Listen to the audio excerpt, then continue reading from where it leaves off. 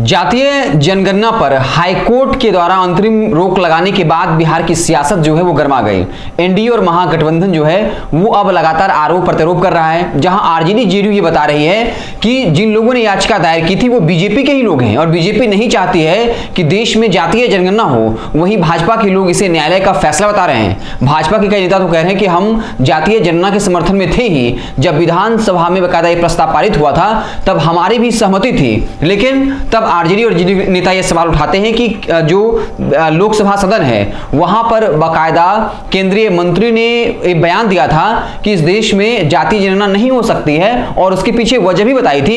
तो अब उसके बाद मंडल कमीशन जिनके नाम पर रखा गया बीपी मंडल, उनके पोते जो जेडीयू के नेता हैं उन्होंने बाकायदा कह दिया है कि इस देश में जातीय जनगणना होने से कोई नहीं रोक सकता। और फिर ये बताया कि कैसे उनके दादा जो बीपी मंडल थे उन्होंने 3 बार पत्र लिखा था उस वक्त की केंद्रीय सरकार को। क्या कुछ लिखा है हम आपको शब्दशः पढ़कर बताते हैं। निखिल मंडल ने लिखा है, बीपी मंडल साहब ने 15 जून 1979 और 18 अगस्त 1979 को उस वक्त के केंद्रीय वित्त मंत्री श्री एच.एम. पटेल और श्री वाई.वी. चौहान को पत्र लिखा था। इसके अलावा 31 मार्च 1980 में भी केंद्रीय गृह मंत्री ज्ञानी जैल सिंह जी को भी मंडल साहब ने पत्र लिखा था कि जाति संबंधी आंकड़े फिर से जुटाने की जरूरत है। और फिर निखिल मंडल कहते हैं कि इस देश में जातीय जनगणना होने से कोई नहीं रोक सकता। और बाकायदा लालू यादव भी इसको लेकर काफी आक्रामक दिखे और ये कहा कि इस देश में जातीय जनगणना होकर ही रहेगा। और इसके पहले भी लगातार वो कहते रहे कि अगर इस देश में पशु पक्षी भेड़ बकरी गाय बैल की गिनती हो सकती है तो फिर जाति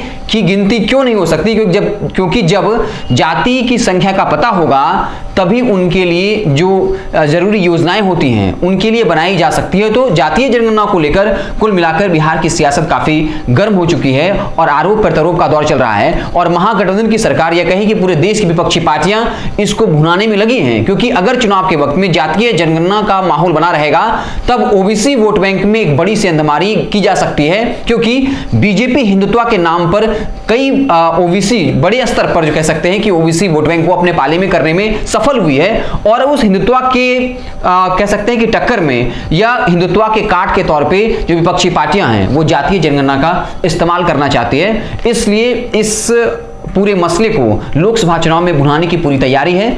लोकसभा का जब चुनाव होगा, चुनाव प्रचार में जातीय जनगणना का मसला जो है वो जोर शोर से उठाया जाएगा और इसको लेकर अब सियासी पारा भी चढ़ चुका। लगता है कि कोर्ट ने पूरी तरीके से रोक नहीं लगाई है, इस पर अंतरिम रोक लगाई है। 3 जुलाई को अगली सुनवाई होनी है और हाईकोर्ट का अंतिम फैसला भी आना बाकी। ये अंतरिम फैसला था तो हमें अंतिम फैसला में अंतर समझना होगा। देखना दिलचस्प होगा कि जब अगली सुनवाई हाईकोर्ट में होती है तो अल्टीमेटली यानी अंततः जो है क्या कुछ हाईकोर्ट का फैसला आता है। आप देखते रहें भारत लाइव। बहुत बहुत धन्यवाद। अगर ये वीडियो पसंद आई और वह बिहार के राजनीति और बिहारियत से सरोकार रखेनी तो सब्सक्राइब बटन दबा के चैनल के सब्सक्राइब कर ली। ओजे एगो घंटी बा, ओकरा बटन दबा देला से कुल सटीक और मारक खबर रुआ मुफ्त में मिल जाई। अगर रुआ पत्रकारिता के हमनी के नया प्रयोग में सहयोग कर चाहतानी तो ज्वाइन बटन दबा दी। पेटीएम नंबर नोट कर ली 9386816700। धन्यवाद।